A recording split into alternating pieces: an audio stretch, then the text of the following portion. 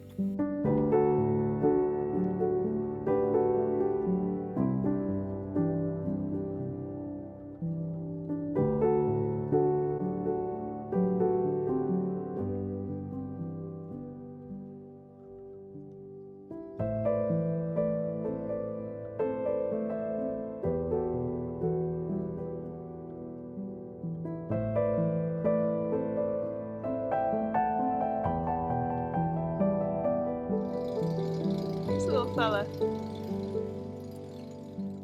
Little golden eye. Should I put him in the well? Yeah, stick him in the bottom one.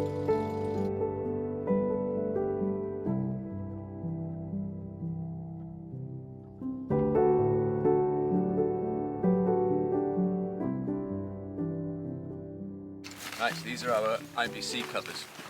You can cover them in like black plastic or something like that to block out the sun, but from what research I've done, the black plastic can heat up the water. So we've got these ones, Amazon, 20 quid, UV proof, waterproof. It's going to maintain the tank a lot better. Got a nice hole in the top, kind of looks like a poncho. Carissa was wearing it earlier.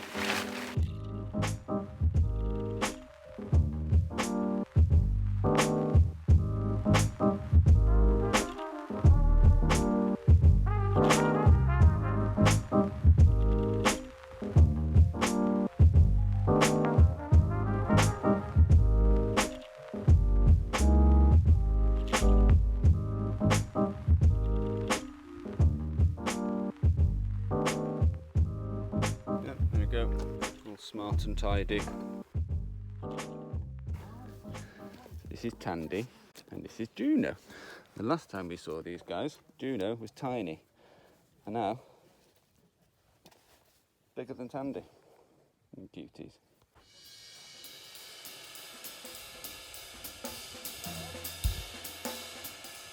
What? Yeah.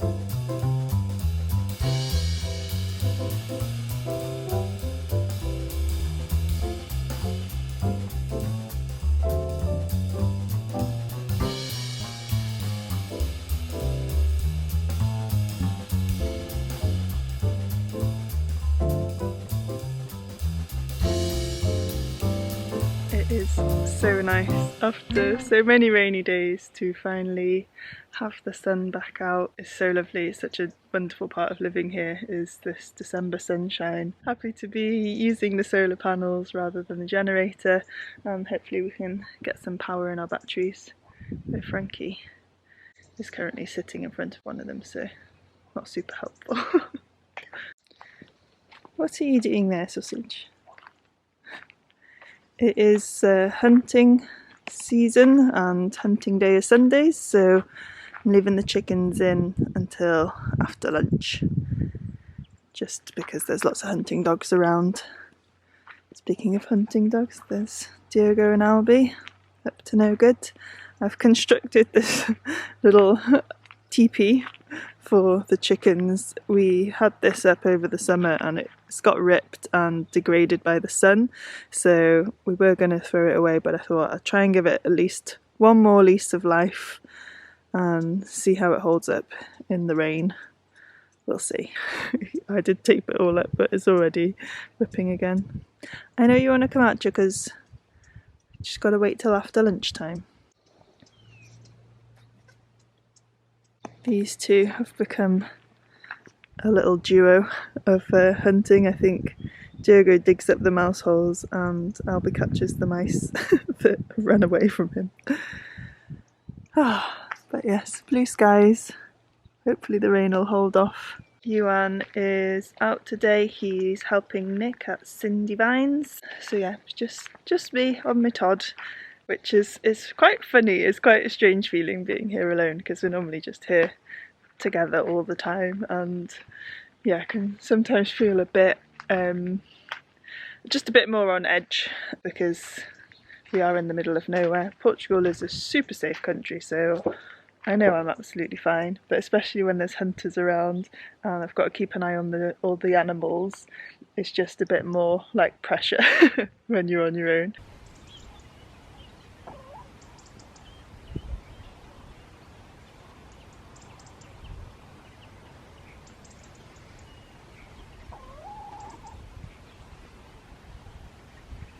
One of the benefits of all the rain is it showed us where we have a few leaks coming in, and one of the problems with the leaks is they are causing mould now. So I'm going to try and clean this with some baking soda solution. We need some dry days to be able to get up on the roof to fix where it's coming in. This was just when we measured the room, we didn't quite realise how wonky this wall was, so the roof actually misses this bit of the wall and we just need to work on the outside. So I'm sure Iwan will get up there once it's dried out, but I'm just going to clean up the mould. It might come back, but I think it's quite common in a lot of Portuguese houses because the winter is just so humid and wet, and this one is particularly wet.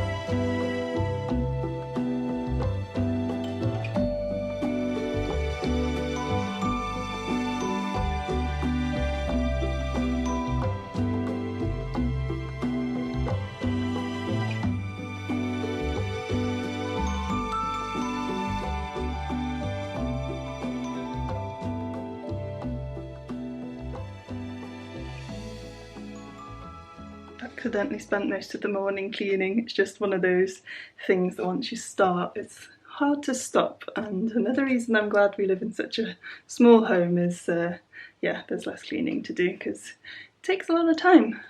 But yeah, it's looking a bit better in here. All nice and neat. That's the best I could do with up there. So once we actually fix it, I'll get some proper mould spray, get rid of as much as I can, and then repaint. And then we had some along here too, because we've still got a bit of leaks up there. I think it's just some pointing that needs to happen here, because we're flush with this building. My ladder's here. Yeah, because we're flush with the building until we replace this roof. I think we're struggling with here, but Iwan's going to put some more cement in. I think cement he's going to use, or whether it needs siliconing. But yeah, I think it's kind of like dripping through the stone here. So once we replace this roof, there'll be some overhang that will protect that wall better. There we go. There's always going to be slight problems when you're hand building your home. And yeah, this room is very wonky, so it's not easy. We have this lamp that we bought, and it fell off the side and broke. It had like a sort of wooden curved structure and then these attached to it. So I thought I might try and see if I could craft something with some scrap bits of wood that we've got. See what it looks like. I'm no expert, but I quite like having a go at stuff.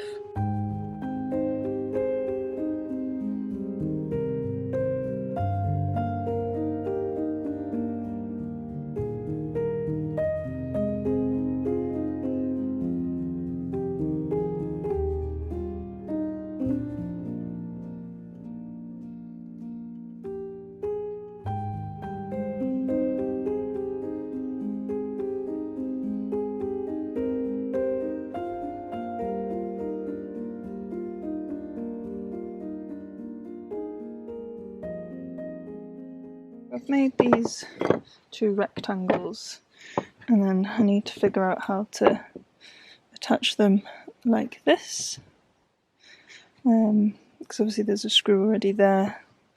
Whether I just glue them, but I feel like that's not sturdy enough. I don't know very well. I know you can do like angled screws, but I've never done them before.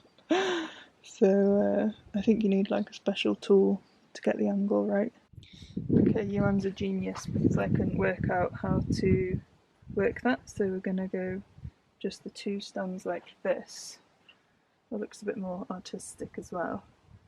And then if we need to, I could put them this way too, but these would just need a bit of chopping off. But go with that, see how it goes.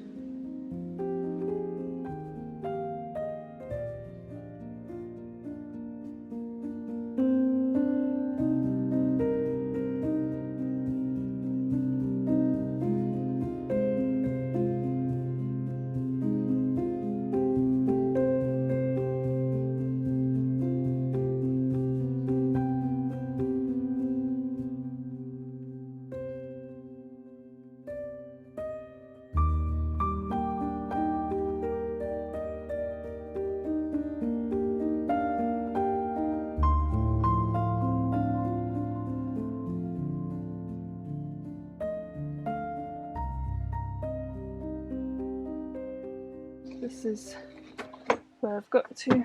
It could have done with being narrower, which is a little annoying because I could have just done that with putting these further in, but whatever, it still works.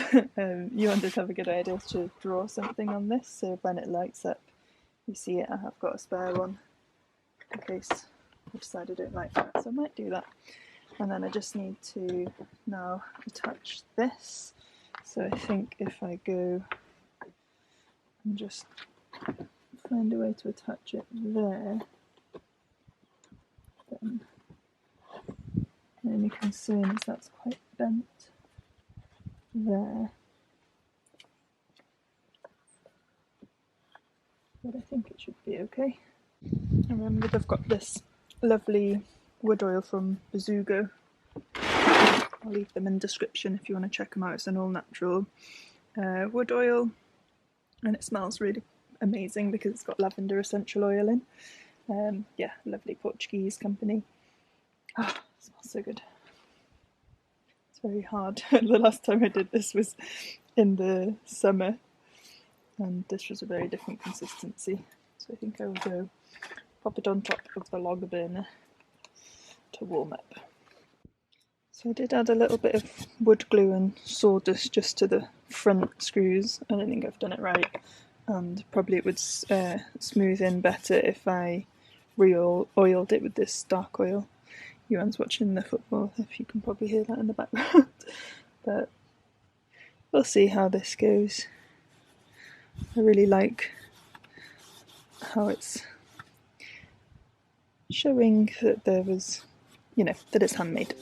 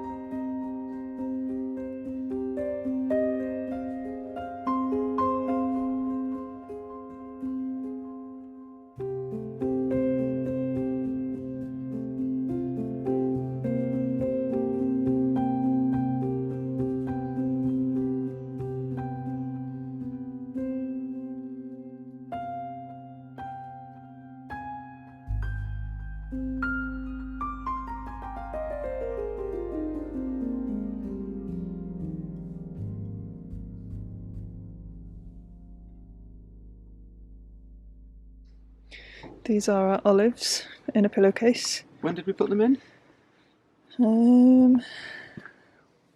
1st of November-ish. Yeah, so 6 weeks ago maybe? Yeah. I don't know how long they're supposed to take. Can't remember. But they've been hanging up in the barn, just in salt. Oh, look at those. Little storms blowing in. You gonna try one? I'm gonna have to, aren't I, really? Yeah. Might be very, very salty.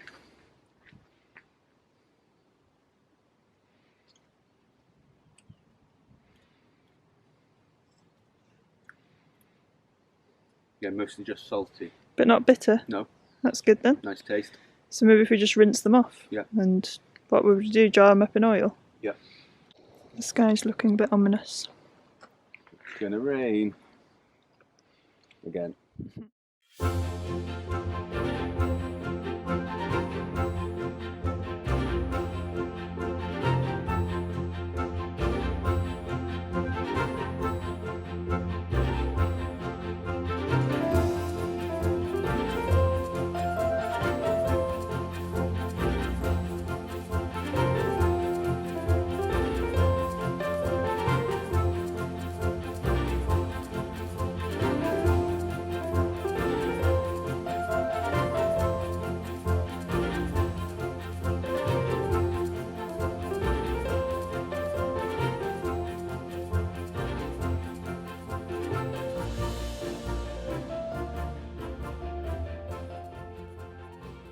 So, time to show you this week's sponsor, who is Top Tess. Top Tess make combustible gas leak detectors. They're really snazzy. Like, I've never had to live with gas, really, growing up. So, not really used to all of the safety precautions and measures that one should go down. So here it is, little pen thing. Nice and small, nice little bag, so you can keep it in the kitchen. You turn it on, and it gives it a few minutes. So it sort of charges in, it sucks in all the air to make sure there's like, I guess it's making like a sample. That's what it's showing at the moment. You've got two modes, high mode and low mode. For example, say you can smell gas, you know there's gas, but you don't know where it's coming from. If you put it on the low mode, you can actually pinpoint it with this, exactly where it is. So that's quite snazzy. We mostly need it for the high version. So to give you an example, I'll show you it working. What I will do is a very, very quick burst of gas. You can see how it's saying it's really high, and then once the gas dissipates, it comes back down. Clever, eh? So, I don't know if I can actually accurately do the low version without actually creating a gas leak. So I won't do that. But yeah, super handy piece of kit.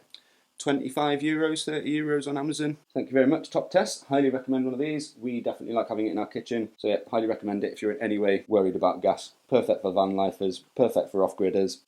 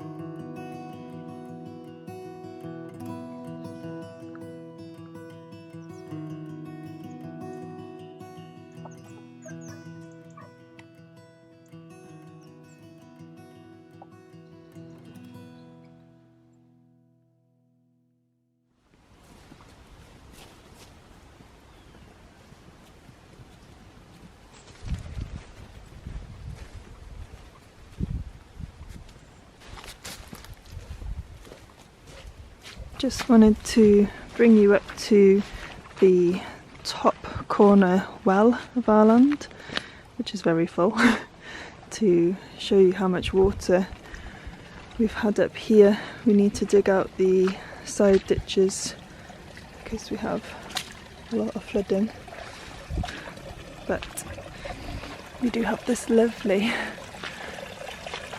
almost waterfall.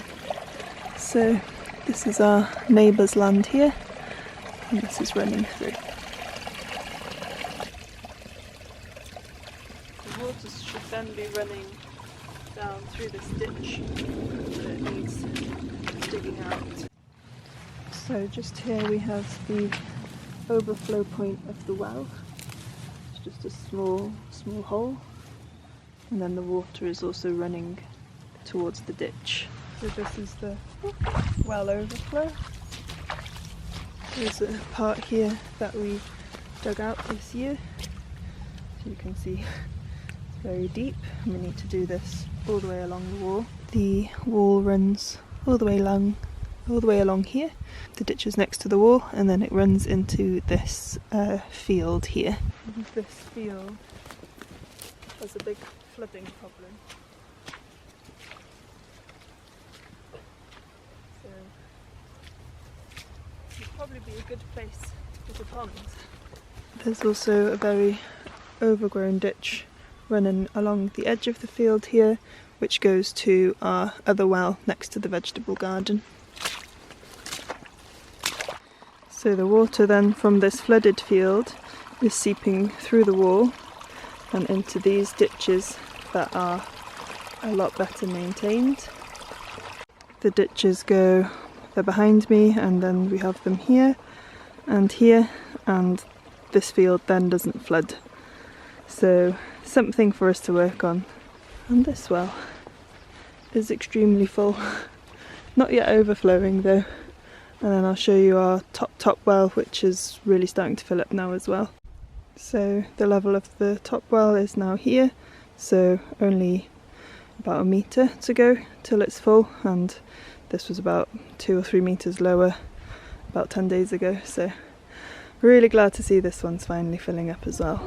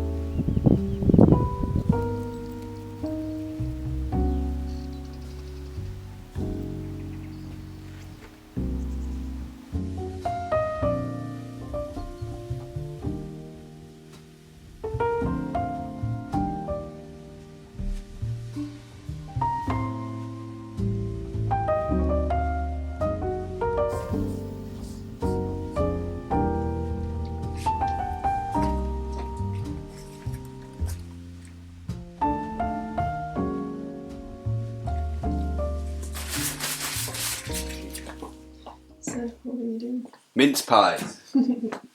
Hopefully better than last year's attempt at mince pies. We won't be cooking them in the pizza oven. 500 degrees Celsius. No. We'll be doing it in an oven preheated to 200 degrees Celsius. I guess we'll put Fahrenheit here. Now we need to find something to cut these the right size. Use a mug. Yeah. Maybe your coffee one. Yeah.